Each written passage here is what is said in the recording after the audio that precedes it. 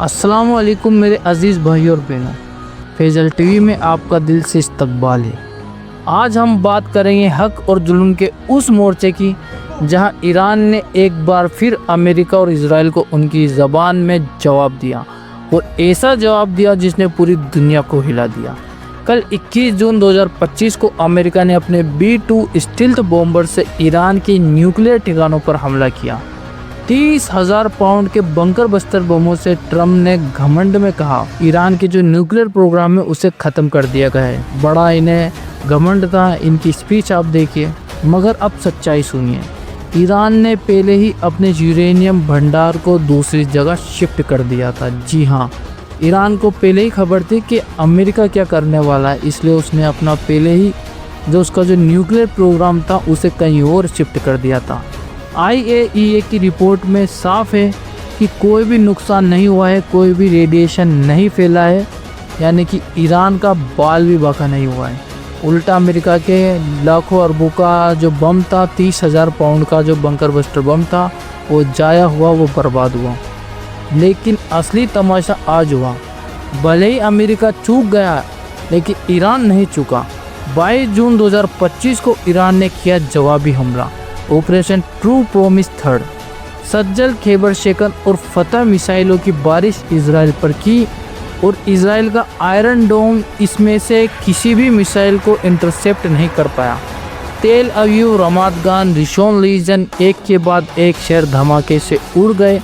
Iron डोम जो खुद को अजय कहता था अब बेकार का ढांचा बन चुका है। कम से भी कम 86 लोग जख्मी हुए हैं, 24 की मौत हुई और सैकड़ों इमारतें राख हो चुकी हैं। मैं आपको बता दूं कि अभी इस वक्त इसराइल के लोग इसराइल में मौजूद नहीं हैं। वो या तो अमेरिका, रशिया, पोलैंड वगैरह भाग चुके हैं या फिर वो समुद्र के रास्ते यूनान और साइप्रस भाग चुके हैं। इस वक्त ये लोग गाजा की तरह नहीं है जहाँ पर जंग होगी वहीं पर मौजूद रहेंगे, क्योंकि ये उनका असली घर नहीं है, ये सब कब्जेदारी है। और जैसे इनके ऊपर मुसीबत आई, ये अब असल घर अपने निकल चुके हैं, ये भाग चुके हैं। ईरान ने यहाँ नारा बुलंद किया है कि हर जुल्म का जवाब 10 गुना दिया जाएगा। सुप्रीम लीडर के हुक्म से जासूस इस्माइल फिक्री को पकड़ा और सजाए मौत दे दी। तेहरान की सड़कों पर जश्न है, लोग नमाज पढ़ रहे हैं, नारे लगा रहे हैं। वहीं इजराइल के लोग बंकर में छुप रहे हैं, देश छोड़कर भाग रहे हैं, कांप रहे हैं डर की वजह से, और यहाँ पर लोग जश्न मना रहे हैं। मौत बर अमेरिका, मौत बर इजराइल का नारा पूरे ईरान के अंदर गूंज रहा है। लेकिन अफसोस की बात यह है कि जहाँ एक तरफ जंग चल रही है, हक की जंग लड़ रहा है ईरान, वहीं कुछ अरब मुल्क गद्दारी की इंतहा कर रहे हैं। जॉर्डन यानी कि उर्दन कि वह अपना एयर स्पेस इजराइल को और अमेरिका को इस्तेमाल करने दे रहे हैं कि आपको जो करना है करिए, ईरान के ऊपर हमला करिए। लेकिन जैसे ही ईरान ड्रोन व मिसाइलें दाग रहा है, एड़ी चोटी का जोड़ लगाकर इजराइल की यह हिफाजत कर रहा है, ईरान के ड्रोन को रोकने की कोशिश कर रहा है, ईरान की मिसाइलों को रोकने की कोशिश कर रहा है। और याद रहे, ये एक मुसलमान मुल्क है, ये एक अरब मुल्क है। क्या ये उम्मत के साथ दगा नहीं है? आप इसे क्या कहेंगे, कौम का गद्दार या कुर्दोगलो? कमेंट कर जरूर बताएं। वहीं सऊदी अरब, UAE, मिस्र सब लोग चुप हैं। क्या इनका खौफ अल्लाह से ज़्यादा अमेरिका से है? मिडल ईस्ट के अंदर लगभग अभी 40,000 से ज़्यादा अमेरिकी फ़ौज मौजूद है। 200 से ज़्यादा फाइटर जेट्स और दर्जनों से ज़्यादा जंगी जहाज तैनात हैं। क्या ये मुल्क अपनी सरजमीन अमेरिका को बेच चुके हैं? ये वही सरजमीन है जिसे खालिद बिन वलीद जैसे मुजाहिदीन ने, जिसे हमारे सहाबा किराम ने फतह किया था। आज इन लोगों ने इन ज़मीनों को अमेरिका और इजराइल को सौंप दिया है और ये लोग अरब की इस ज़मीन को मुसलमानों के ख़िलाफ़ ही इस्तेमाल कर रहे हैं। अल्लाह के घर को बर्बाद करने के लिए इन ज़मीनों का इस्तेमाल हो रहा है। क्योंकि देखिए, अब इजराइल अल्लाह के घर को तोड़ना चाहता है, ईरान और हौती उसे रोकना चाहते हैं, गाज़ा के हमास उसे रोकना चाहता है।